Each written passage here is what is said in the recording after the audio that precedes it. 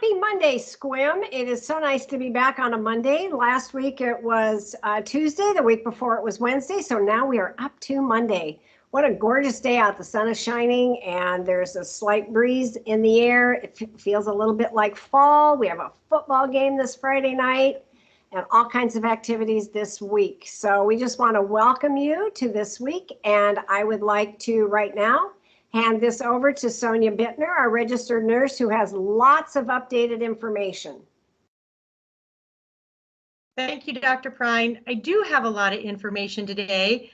I'm going to try and move through it in a pretty linear fashion, but if it stimulates questions by parents, anybody who's watching the video, certainly staff or our older students who may watch it, and you have questions, the health room can answer some of those questions for you. And I encourage you to reach out because what's happened is since the first day of school, there's been so many changes about what we were doing in regard to COVID compared to last year that we're reinventing our responses once again.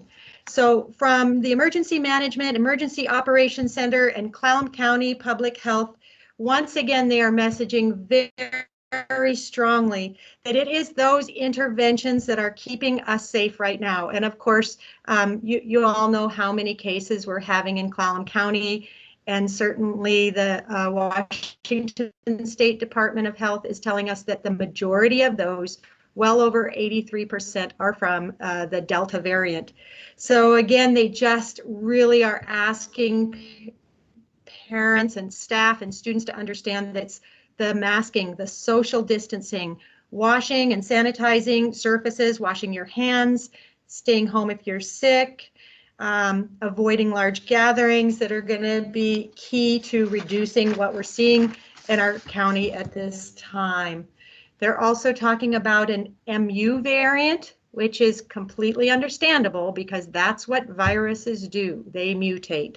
So there is not much known about that at this time. I just wanted to throw it in there because this is going to happen over and over. It is a function of a virus to learn and mutate. So the interesting thing they were adding in the Emergency Operations Center update this week is that people who have previously experienced COVID are getting it again. Again, that's when they're reiterating those interventions are so important. Dr. Berry has reported that in Clallam County there has been transmission between children in a school, and the health department is telling me that this is going to happen.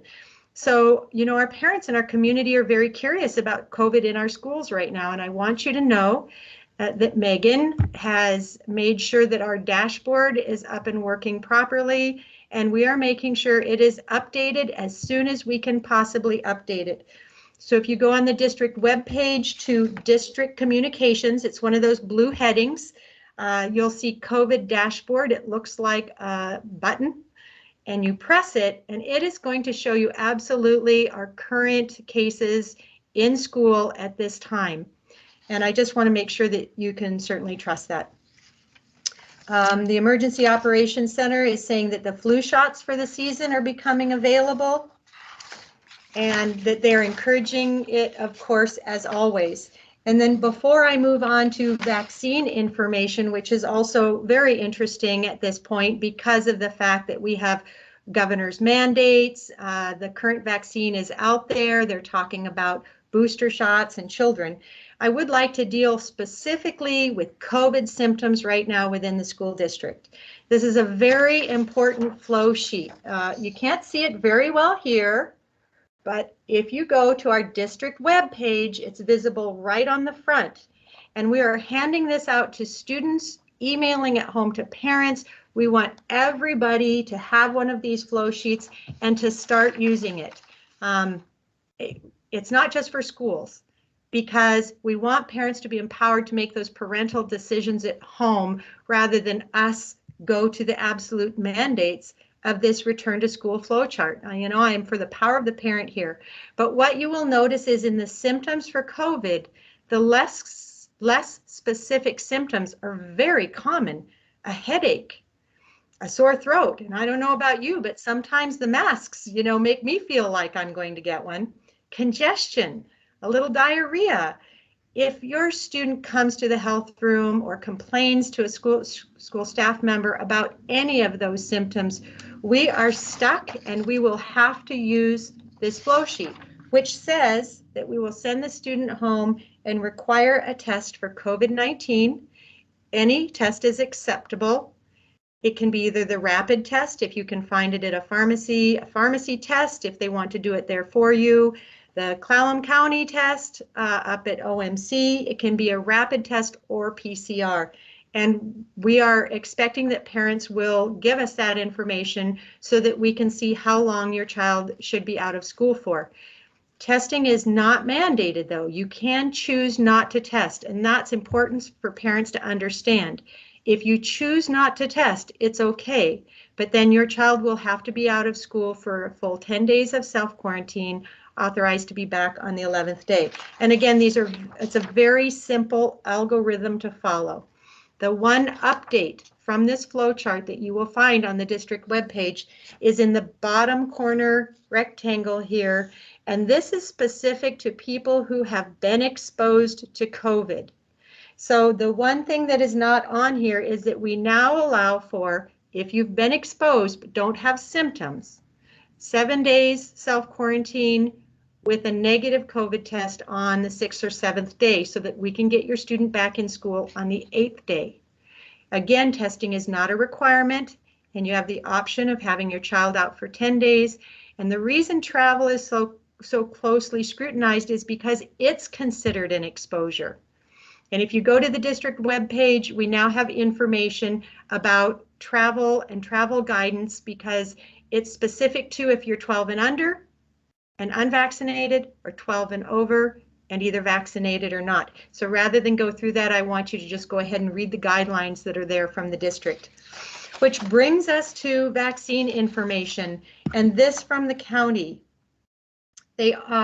Students and staff, community members that have immune deficiency are eligible for booster vaccinations from their providers. The boosters will likely be available in the future for those over a certain age and at greater risk, and 8 months from the date of their last shot. So the booster is to follow up as a third of the Moderna or the Pfizer series. Generally at this time, the CDC is not recommending boosters for the general public. Pfizer now has full FDA authorization and Moderna has applied for it, and we're waiting for information on that. The EOC, the Emergency Operations Center, is working on mass vaccination points when the full FDA becomes available for both Moderna and Pfizer, and when the booster shots would be available for other people. That is likely to be in October.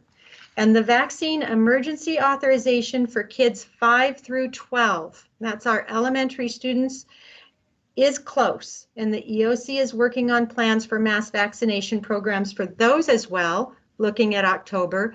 And you can be sure when we are aware of those vaccination clinics, times and dates, we'll be making sure that is on our district webpage. I did want to add, though, I do get from the Washington State Department of Health a COVID vaccine partner newsletter.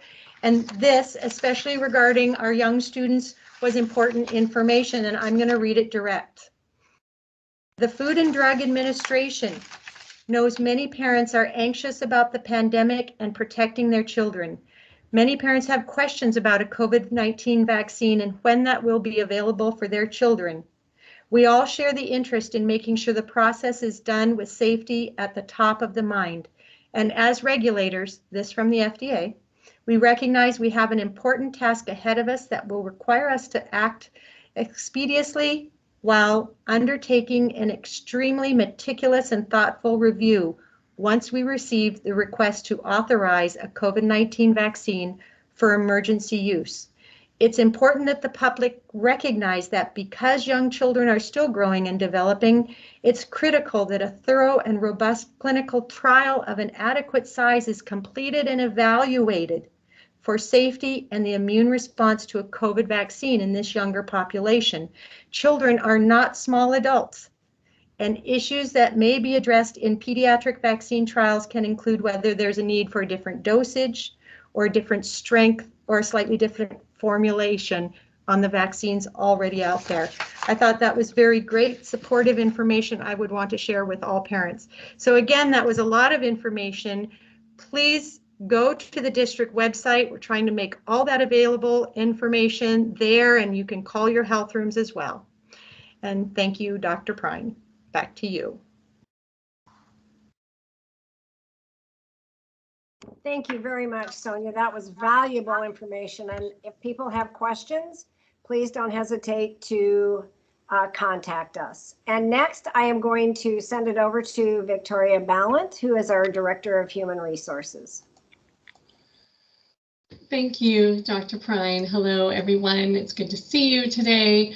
Just short and sweet, one of the things that our school sites have been tasked with is find a way to feed our students lunch without having our lunchrooms be too crowded, which means we have far more lunch periods than we typically do, which means we need some extra supervision. So if you are interested in helping our schools out during midday, I would say probably between 10:30 and 1 o'clock, we are accepting applications for that kind of help. If you want to express your interest, you will go to our website, click on employment, and choose substitute paraeducator as the place to apply, and we will reach out to you and let you know what the next step is. But we really hope that you want to partner with us in helping to keep our students healthy and safe during their lunch period. Thank you. Dr. Prine? Thank you very much, Victoria. Good information. Yes, it takes all hands on deck to make sure that we have our schools in as safe a spots as we can have with physical distancing and being able to have all of our students back at school with the requirements that we are under. And next, we will turn it over to Darlene Appland, our Director of Finance and Operations. Thank you, Dr. Prine. I'm just going to say a quick shout out and thank you to all of our families for using our transportation department and child nutrition services. We really appreciate the trust and importance that you place in our programs here at the Sequim School District. And also a thank you to the families that are driving their children into school for following the drop-off plans that have been put in place by each building, and the importance of that so that all of our students are getting to school on time and safely. So again, thank you to all of our families for helping us in that area.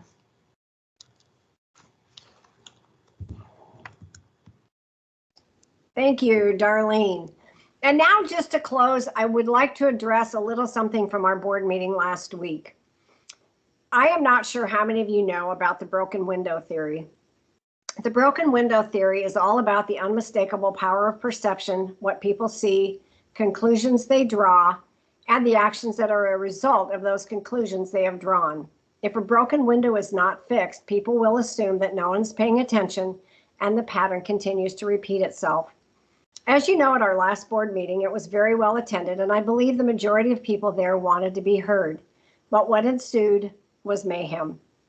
So after several minutes of President Gibson asking the crowd to settle down, we had to call 911.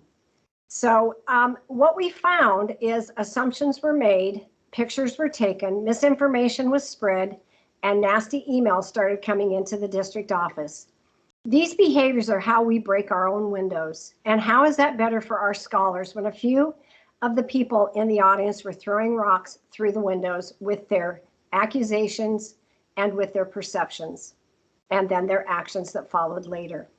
Sequim School District is following the governor's mandates and doing everything we know how to do to keep all children and staff safe in our schools.